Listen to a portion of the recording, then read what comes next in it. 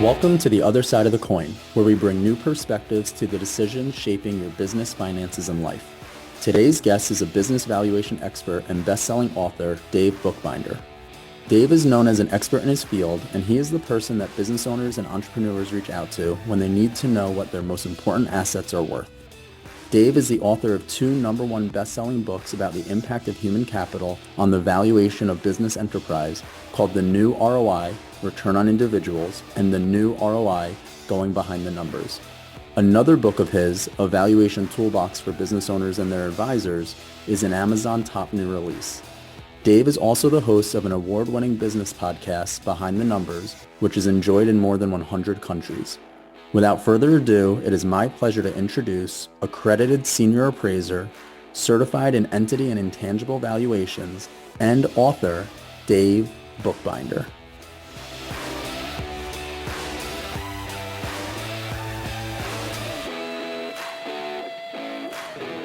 Dave, welcome to The Other Side of the Coin. How are you doing today? Great. Thanks for having me, Zach. Great to be with you. Very excited to have you here. I think your expertise and the topic of today's conversation is so fitting. We always want to talk about the areas that are least understood by people, the most overlooked areas that add the most value. And when it comes to business owners, I think your line of work of being a valuation specialist, I think there are so many unknowns to business owners with what you bring to the table. So I'm very excited to jump in. I usually let Mike do the open and ask the opening question, but let's jump right in. And the first question that we like to ask all of our guests is, what was your relationship to money when you were growing up? My relationship to money, I guess, was one of it's not something to be squandered. My parents both worked really, really hard. Mom was a bookkeeper. Dad worked 2 jobs, and they worked very hard for their money, and it was very, very clear that you don't just spend it frivolously. That's excellent. And was money something that was discussed in the household or around the dinner table, or was it more of a taboo topic in the household? I wouldn't say it was a taboo topic. I mean, I think money became more of a conversational topic as I got older. Growing up, I was more interested in, baseball and football and, outdoor stuff and getting my knee scraped and doing those sorts of things. So I had bigger fish to fry. It wasn't on my mind. Let's put it that way. I never felt like I was lacking or wanting anything. So it never came up in my conversations. Could you, Dave, take us a little bit? You can give the 5 minutes or less version of your journey. Like what brought you into valuation services? What's important to you about that? 30,000 foot view. How did you get here? So you wouldn't believe me if I told you that when I was like 6 years old, I wanted to be a valuation analyst, would you? I didn't think so. Okay. So I was working during the day at the IRS, not doing taxes. I was actually doing some computer work for the IRS and going to grad school at night. And I knew that I wanted to do something with my MBA in finance. Wasn't sure what that was exactly. Honestly, originally thought I was going to be what you do, Zach. I was really interested in managing money. So my master's is in finance/investment management. But as I started to go through the corporate finance classwork, it became really intriguing to me about valuation and so forth. And as I was looking for jobs, I found something on the job board at school, and the position description sounded a lot like what I was doing in the MBA program, and wound up pursuing that, interviewed for the position, and that's what got the whole train rolling for me.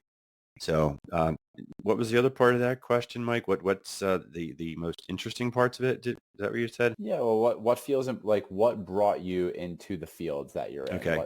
What feels important about it to you? Yeah, what feels important about it to me is it matters for my clients. So there are certain circumstances where valuation is certainly important, but it's given short shrift. And an example may be, think of a public company. They're doing a filing and they need some valuation analysis done. It's basically a check the box. Sure, it's important. It's got to be SEC mandated. It's got to pass muster with their Big Four audit firm, all that good stuff, right? But the CFO or the CEO doesn't go home at night and put their head to the pillow and wonder about what was that report that was just delivered to them. However, when I work with the business owners and the entrepreneurs, this stuff really matters to them. And look, valuation is not life or death. My wife's a nurse. What she does every day, she's saving lives. What I do, not even close to that. But when I'm working with privately held business owners, sometimes what I do is almost as important. Mm-hmm. No, I think a lot of the times when we're on the podcast speaking with guests, a lot of the times we get into the mindset and the mentality and the ethos of things. I'm actually curious to get a little bit more analytical and a little bit more tangible. I'm curious, when you're working with your clients, what are some of the key value drivers that you're looking at in order for them to strategically improve the value of their company? Got it. So that's a great question, Zach. Usually my work starts with the client in terms of figuring out what the business is worth at a particular snapshot in time because they're doing a thing. So maybe they're gifting shares to their kids and they're doing it as of December 31st. So what's the business worth as of December 31st? That's where we start. Usually it's an eye-opening exercise for them as we start to talk about what goes into the analysis, the methodologies that we use to value businesses. And then from there, it's a natural springboard to talk about the ways you can actually grow and enhance the value of your business. And we can go as deep as you want. At a very high level, the thing that I always share with my clients is valuation is all about balancing risk and return. Valuation's forward-looking, and what really matters is what does the future look like? Buyers and investors are really concerned about what the future is. And the math is essentially a present value calculation of the future benefits brought back to today's dollars at the right risk rate. So anything you can do to de-risk your business is going to increase your valuation. And there are ways to de-risk, and we can talk about that if you'd like to. I think that's a great way that you just phrased that. Maybe you want to shed some light on that, go a little deeper. Yeah, sure. So there's a couple components that you can think about in terms of de-risking. One is the veracity of the data that you have. So a lot of times companies are working with financial statements that are, we'll call them less than stellar. Maybe they've got family members on the books that maybe haven't worked in the business for 6 years and they're still getting a paycheck. Maybe I'm exaggerating the example here for you just so you get it, but maybe they've got their personal jet on the books as well. So these are things that when a company is getting ready for a sale event or capital raise, they've got to be normalized away. And you spend a lot of time having a conversation about what should be or should not be on the statements, making the adjustments to reflect what the proper earnings or EBITDA might be. So if you're going to embark down that road, best advice you can do is get some financial statements that you can literally hand to a buyer or an investor that they can rely on, whether it's a review or an audit, depending on the size and the nature of your business.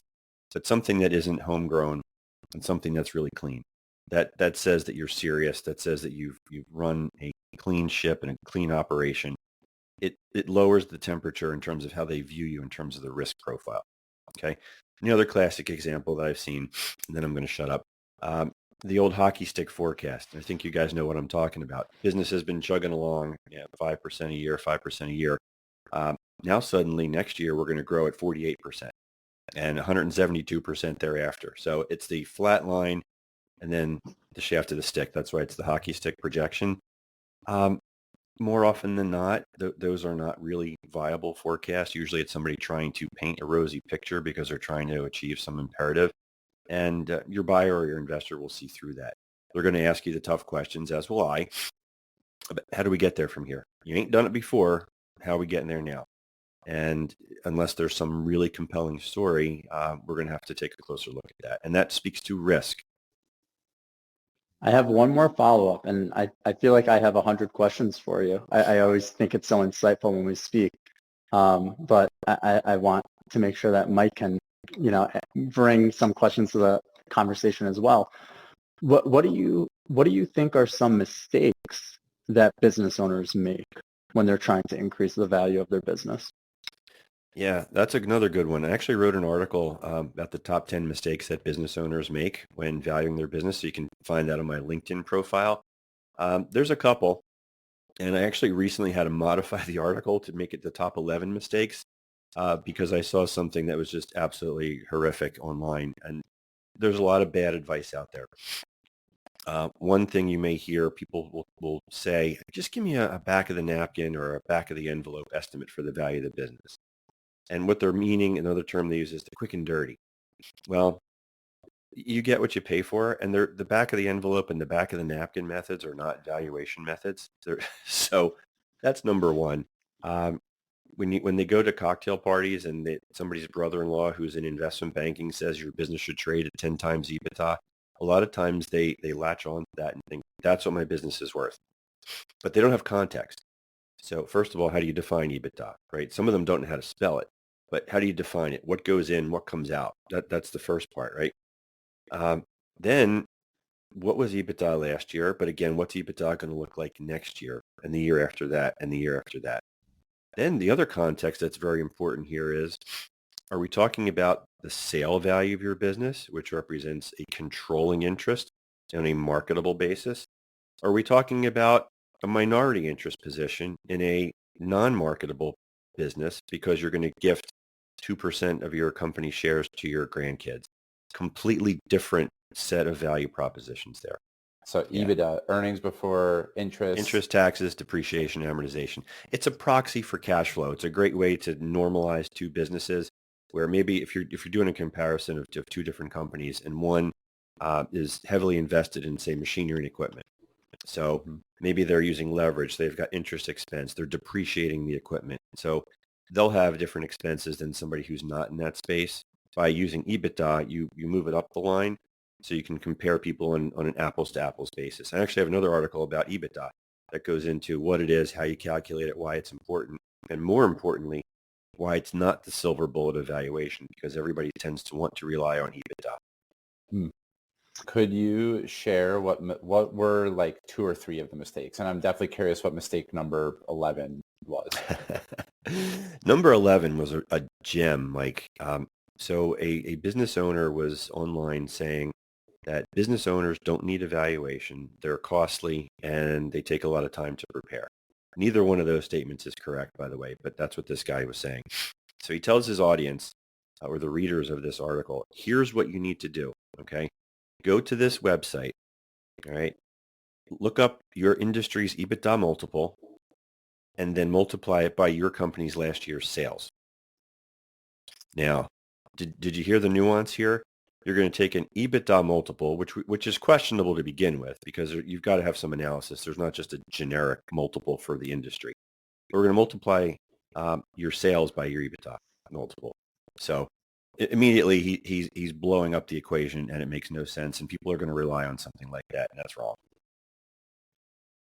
You know, when our firm is working with business owners and we're really bridging the two worlds together of their business planning and their personal planning, we always talk about how the external economic factors have a large play in what they're going to walk away with on the personal side, right? Because after you sell your business, you're going to have to do something with the dollars.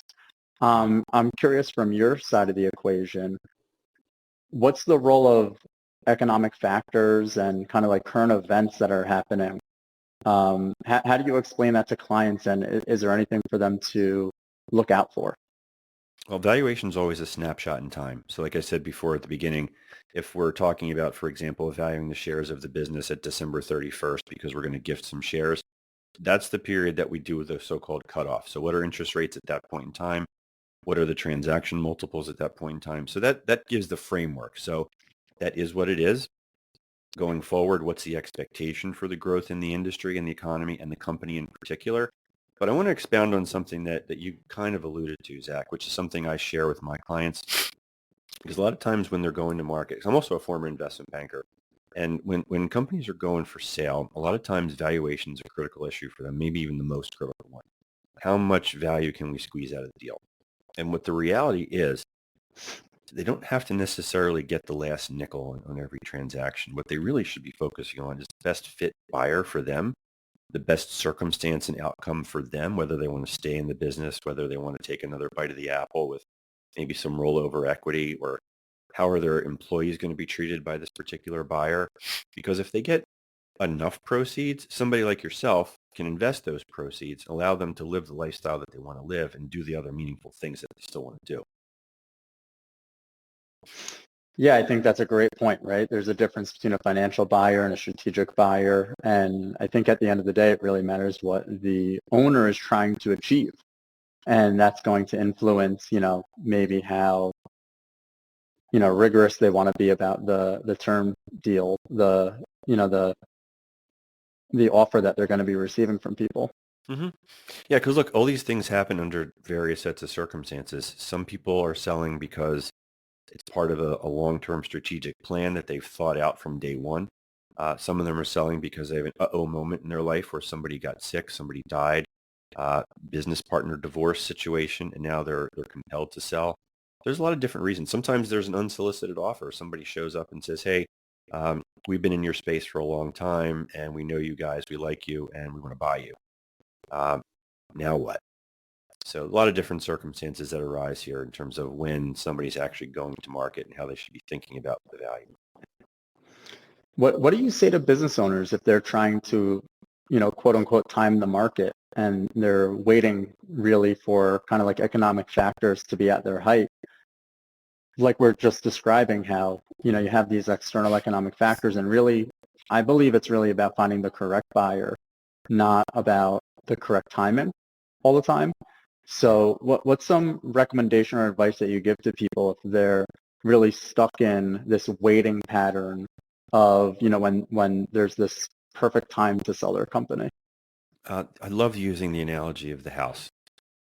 So for everybody out there who's watching or listening, if think about every time you sold your home. Did you do it because you were trying to time the market and maximize the value of the home? Or were you doing it because you had another set of circumstances that drove the need to sell the home? That's usually what happens with the business owner too. There's usually another set of circumstances that's going to drive it. Sometimes you get the luxury of thinking about when should I go to market, and you can look at multiples and trends in the industry and talk about is now the right time. And you could have somebody else on the program to tell you, yes, you should absolutely time the market, and yes, you can absolutely do it. I think you can still get good value in any market if you've got the right situation in place, you've done the right things for your business, you've done the proper homework and preparation, and you made your business saleable. And again, it comes back to the de-risking. You've got the good set of financials, you've got procedures in place, you've got a good team around you, and you've got a business plan that's based on sound, reasonable underpinning assumptions that you can demonstrate based on what the track record of performance has been.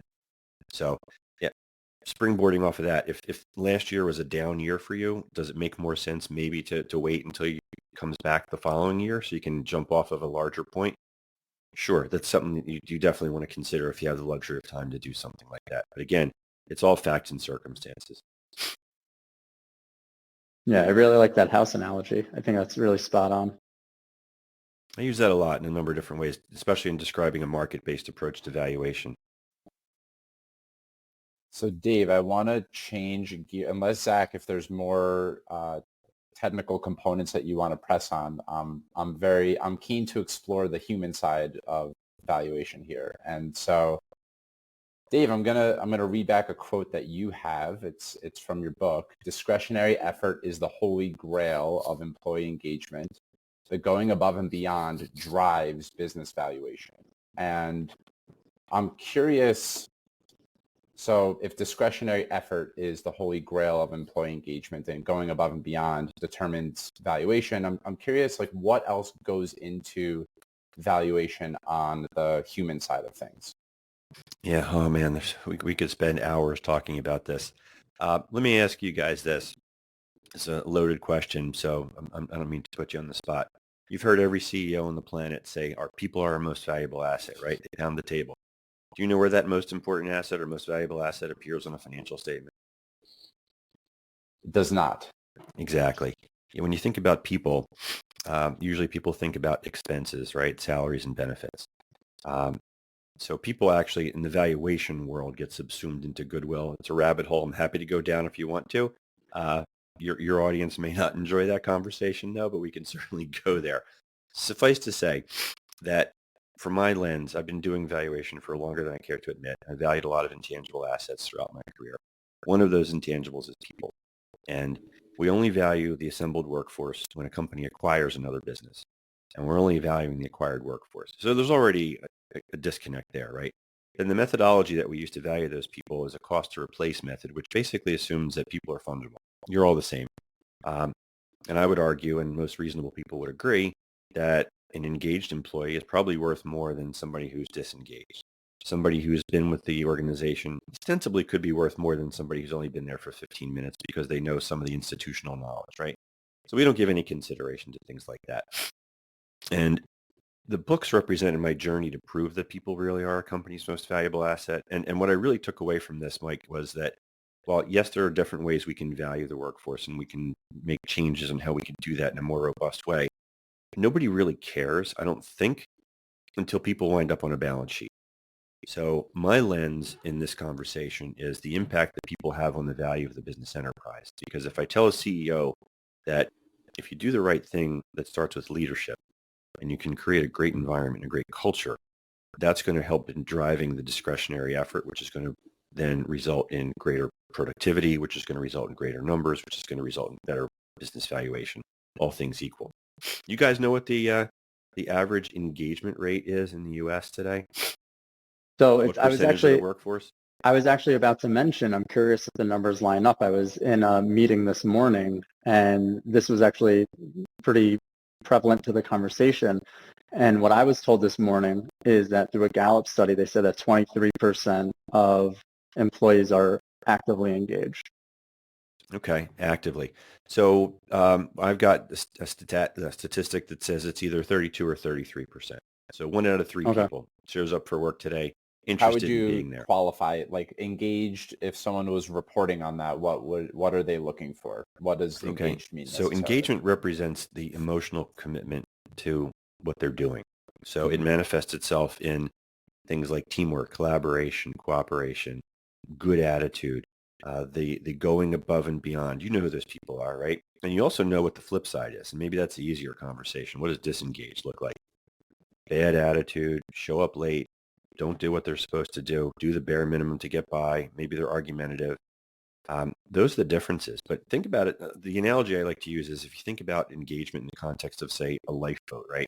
So if you've got 10 people in a lifeboat, you got 3 up front that are rowing really hard to get you to safety. You got 4 in the middle that are just kind of looking around at the icebergs, and you got 3 in the back who are trying to sink you. So what if you could take the engagement needle, turn a little bit to the right, and get that number up just a little bit higher, create a better environment where more people are rowing in the same direction, rowing in the right direction? What's the impact of business value?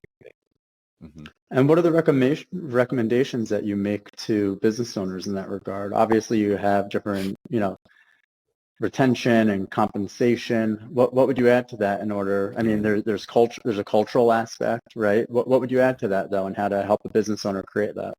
Yeah, so there's a lot of components that go into that, and I've interviewed a lot of CEOs and folks that are helping CEOs and implement culture change. And a couple of key takeaways that I hear all the time.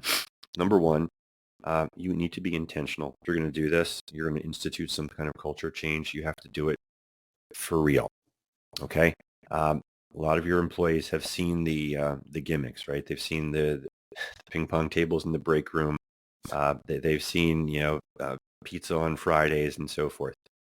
Doesn't move the needle. It's a nice to have, probably table stakes if everybody else in your industry has the ping pong table in the break room. But what people are looking for is that emotional commitment that's going to make them feel engaged. They want to feel like they're doing something that has a greater purpose than just making a widget or delivering a valuation report or delivering a tax return. What value are you adding to that client or customer experience? And they need to feel good about what they're doing.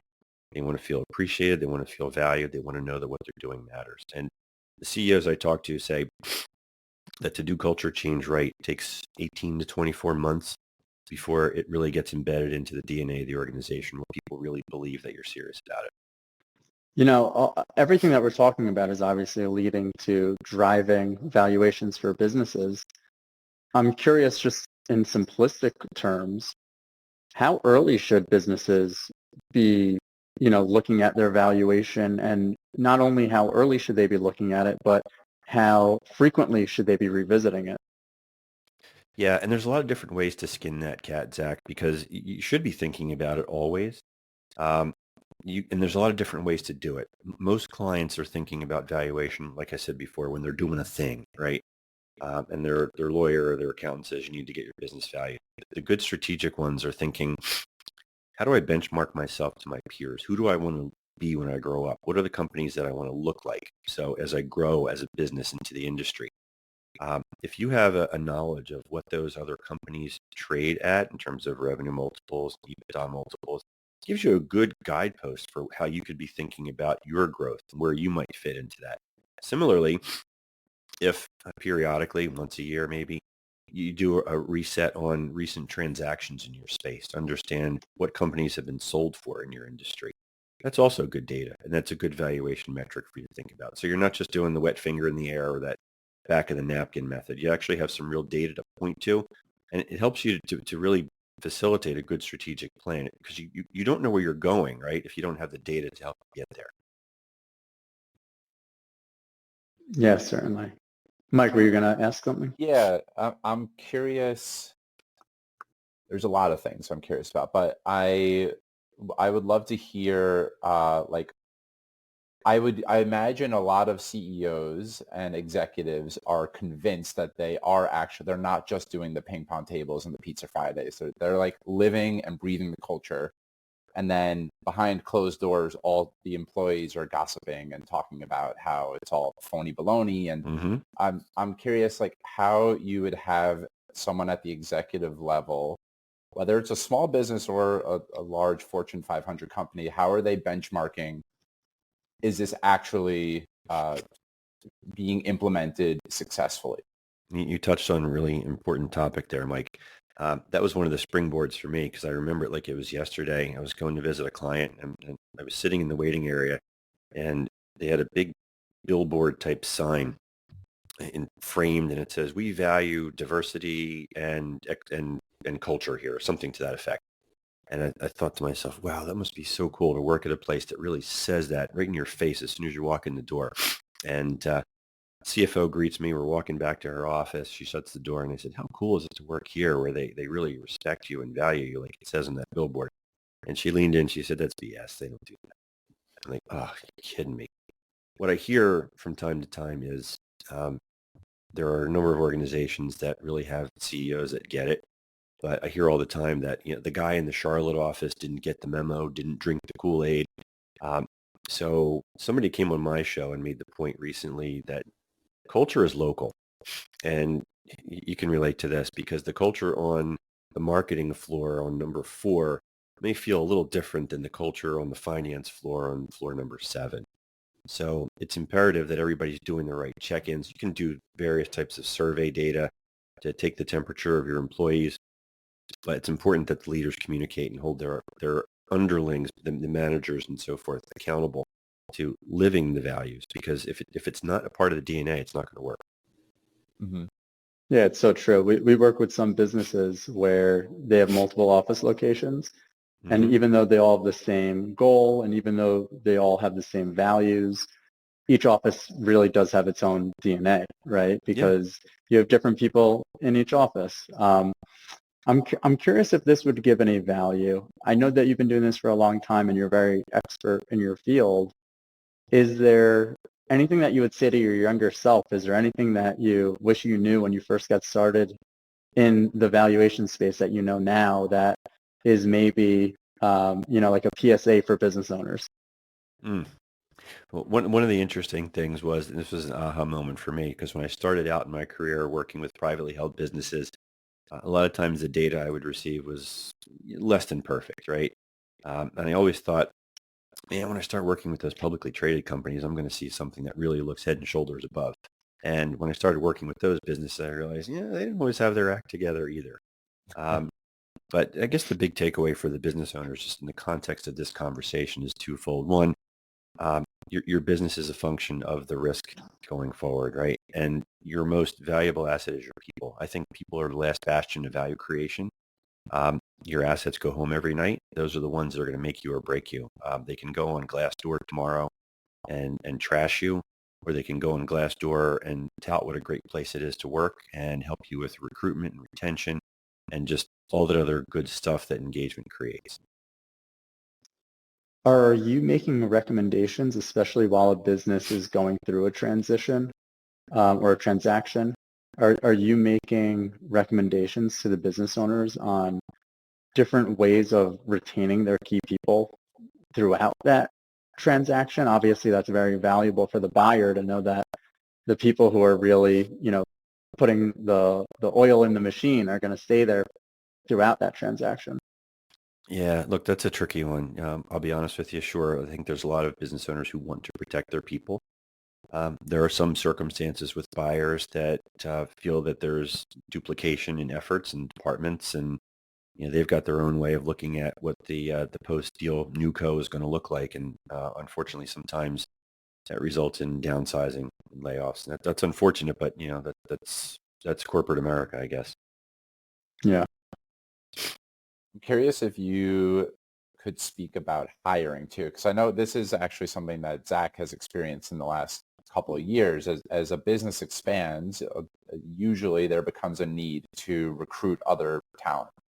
And so I guess this isn't so much a valuation. It feels like a little bit like a valuation question in that you've probably become really adept at identifying, even if the technical proficiency is not there for a certain industry, like what are you looking for in people in terms of like what makes for a valuable person, I guess, whether you're hiring or like promoting within. Yeah, I'm going to get to that in 1 second. Let me ask you guys a question. It's another trick question. Are you better off hiring a rock star employee because everybody's looking for the next rock star, or are you better off avoiding the toxic employee? Has to be avoiding the toxic employee. Exactly. That's why I say it was a trick question. There's actually Harvard data that I talk about in the first book. You're actually better off not looking for the rock star, but just avoid the disaster because it's way more costly. To answer your question, though, Mike, I've never hired based on the technical skills. If I'm looking, especially in a junior position, for a senior position, sure, it's a different story. But if you're talking about a younger professional, the biggest things for me are intellectual curiosity, great attitude, gets along well with others, could be a good culture fit for the team. Because most of the time we can teach them the other stuff. So that's always what's worked best for me. We're talking about all these other businesses. I was also thinking about your business, Dave, and I know the firm that you work for, but more from the perspective of the business owners. Who are the professionals at the table that these business owners need to surround themselves with in order to, put themselves in the best position possible during these transactions?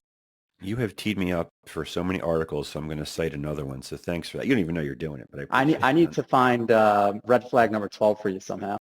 Yeah, you let me know. I'm sure it's out there. So the article you just teed up here for me was thinking of selling your business. Here's 5 things you need and 1 you don't. And the one you don't is necessarily is evaluation. And it's a story that happens to me a lot where somebody calls and says, hey, I'm thinking of selling. I need evaluation. And this was the account of one particular day where I got to the potential client's office, and before my butt even hit the chair and had the coffee in my hand, he was already to sign an engagement letter. God, just let's do this. I need to sell. I need to know what I'm worth. And the more we got into the conversation, the more it became apparent to me he didn't need me. Had he called me 6 months earlier or 18 months earlier, I could have helped him and added great value. But he was in that uh-oh moment where he needed to sell and put that for sale sign on the front lawn. So to answer your question, what you need. At that point, I made an introduction to an investment banker for him to help him with the auction for the business. He needs an accountant, a good accountant that can help him. And sometimes business owners need to recognize that there's a progression, and the accounting firm that you've been with for the last 5 years may not be the one you're going to be with for the next 5. There's different levels of skills and expertise, and sometimes you've got to do that. And certainly if you've been working with Aunt Rosemary, who was the bookkeeper, it's time to get a real accountant. The other thing is the real deal attorney, an M&A advisor, not your brother-in-law, the personal injury attorney. All due respect to personal injury attorneys. Probably don't want them papering an M&A transaction for you. You need a wealth manager, right? As we talked about before. You're going to come into some proceeds and you need to have that money managed for you. You may need a valuation guy, you may not, but you need to put together that core team. But the most important thing is you need to designate somebody to be a quarterback. Everybody has to be talking to one another so that they're all working for your interest, Mr. or Miss Business Owner. If your team isn't working together, then it's just a bunch of siloed advice, and you're not going to get the most value out of that. Yeah, certainly. And also, I don't know why you just made me think of this. Maybe this could be another article for you, but Maybe I already have one for you. Let's see where this goes. maybe. And any insight on when businesses are receiving letters of intent? Sometimes I'm in situations where a business owner might only be receiving one letter of intent. Maybe you can discuss just the value of working with like an investment banker, for example, to make certain that there's more than one pursuer at the table, and the value when you have more than one potential buyer. Yeah, I love the house analogy again. I used to think of myself as a smart guy, and there was a time where I thought, yeah, I don't need a realtor. I can sell my house. And I tried it for a while, and then I realized it's not my wheelhouse. Same deal. If you're a business owner, your primary task is to run your business, right? Keep that going. So if you're lucky enough that you've now gotten an LOI, I'm guessing it's an unsolicited offer. There's a couple of things that happen here. Number one, is it the right time? Is it the right value? What's the circumstances surrounding it? And then how do you negotiate that? How do you navigate that? And you could run the risk as a business owner who doesn't involve themselves ostensibly in transactions day to day, not know what to ask, the blind spots of don't know what you don't know. I'm a big believer in having somebody else be the bad guy, ask the tougher questions. If you're going to actually sell your company, and we're doing not the unsolicited LOI, but we're going to have a strategic plan, we're going to be thinking about selling our company in some period of time, and now we're going to go to market with a thoughtful plan. Being represented by a professional adds so much value. Yes, you pay a success fee, and I'll tell you it's worth it, and here's why. Because when the buyer receives information memorandum number 17 in the lower right-hand corner, they know that 16 other buyers have gotten information memorandums, and this is a serious process. It's being conducted by somebody who knows what they're doing. They've been there and they've done that. And if this buyer wants to participate, they're going to have to sharpen the pencil and get in the game for real, for serious. Not try and steal a business, buy a business, hoodwink a potential partner because they don't know what to ask in terms of how to structure a transaction. Pay the professionals. I'm telling you, you'll be very glad that you did. Yeah, it's an investment, not a cost, right? Mm-hmm. Oh yeah. Yeah, blind spots is the biggest thing. You got to protect the blind spots because we haven't even talked about there's tax considerations to these things too. So that's why you want to get your team of advisors around the table and looking at this thing for you from every possible lens. Well, I'm curious, Dave, is there anything that we haven't covered so far today that feels important to bring into the conversation now as it pertains to what we've already spoken about? Yeah, I appreciate that because I'd like to tie it up this way. When you read the quote, I wasn't sure which one you were going to use. I've got a bunch of them that are out there that have been shared, but there's one in particular that's been shared around the world. And I think it pulls everything together cohesively here. And it's that the value of a business is a function of how well the financial capital and the intellectual capital are managed by the human capital. So you better get the human capital part right. That's it. That's the poster. That's your tweetable moment. Could you repeat it one more time? Yeah, sure. Yeah. The value of a business is a function of how well the financial capital and the intellectual capital are managed by the human capital. You better get the human capital part right. That feels like a good note to move to the back end here. Zach, was there anything else that you wanted to ask? No, I really appreciate everything that you've given to the podcast today, Dave. Obviously, you're a wealth of knowledge, and I really enjoyed the conversation and having the opportunity to pick your brain. So just thank you so much for, taking the time to shed some light on valuations and when business owners are looking to sell their company and some of the red flags to look for, some of the opportunities that might be right under their nose that, they're not aware of. So I think this was just a very insightful conversation. I really thank you. Well, it's my pleasure. I appreciate the opportunity. Always thrilled to talk about valuation, human capital. And if your audience is interested in connecting with me, I'd invite them to look for me on LinkedIn. I'm always happy to chat and have a conversation.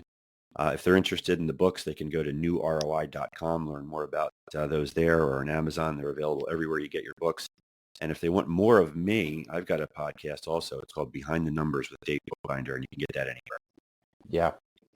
Well, before we let you go, Dave, and I thank you too for the wealth of knowledge and information that you brought. And speaking of wealth, we like to close the conversation with, it could be a philosophical question, it could be a practical question, but we would love to know in your world, what does it mean to be wealthy? What does that mean to you? Freedom. Easy peasy. That was the shortest answer we've had so far. One word answer. I Freedom. love it. Yep. Yes. Money can't buy happiness. I think that's fair. But, it may give you some opportunities to do some things that could make you happy. Yes, it can. A tool I'm not talking to about, buying, new shiny object. a tool to give you what you actually want. Yes. Yeah. Well, thank you, Dave. Thank you for spending some time here on our show. You brought a lot of value, a lot of information. And Anytime, guys. Happy to be here. I'll do Zach's little spiel here too. If anyone who's still tuned in here, it shows something about you, that you are investing some time in educating yourself about business, about yourself, about your mind. And it's a vote of confidence in yourself that you pay attention to something like this. So thank you all for joining us. And Zach, any final parting words? I guess my parting words are, if you want to be great at anything, it takes effort and time and discipline and education. Success doesn't happen randomly. It's not lucky.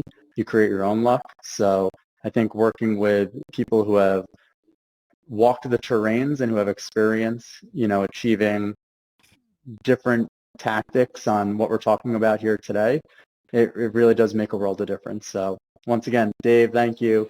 Mike, thank you as always. And we will catch up with everybody soon. Thanks so much. Take care, everyone. Hi, everybody. This is Zach Smith, co-founder and CEO of I Am Financial and the co-host of The Other Side of the Coin. Please remember to subscribe and like. And if you have any questions and or would like to speak, please feel free to email me directly at zacksmith@im-financial.com. That is ZAK Smith at the letter I, the letter M-financial.com. Reach out to us and we will make certain to get you to the appropriate channels. Thank you again, and we hope you enjoyed our show. See you next time. Disclosures. This podcast is for informational purpose only and is not to be construed as tax, legal, or investment advice. Although the information has been gathered from sources believed to be reliable, please note that individual situations can vary. Therefore, the information should be relied upon only when coordinated with individual professional advice. Guest speakers and the firms are not affiliated with or endorsed by Park Avenue Securities, Guardian, Northeast Financial Network, and I Am Financial, and the opinions stated are their own. Guardian, its subsidiaries, agents, and employees do not provide tax, legal, or accounting advice. Consult your tax, legal, and accounting professional regarding your individual situation. All investments and investment strategies contain risk and may lose value. OSJ address is 101 Crawford's Corner Road, Suite 2405 in Homedale, New Jersey, 07733. Their phone number is 908-709-0020. Our phone number is 914-603-8325. A member of the Northeast Financial Network, financial representative with Guardian Life Insurance Company of America, New York, New York, I Am Financial, and Northeast Financial Network are not affiliates or subsidiaries of Guardian. Arkansas license number 163033838, California license number 4108463. Submission number 8901-002.1. Expiration 5/28.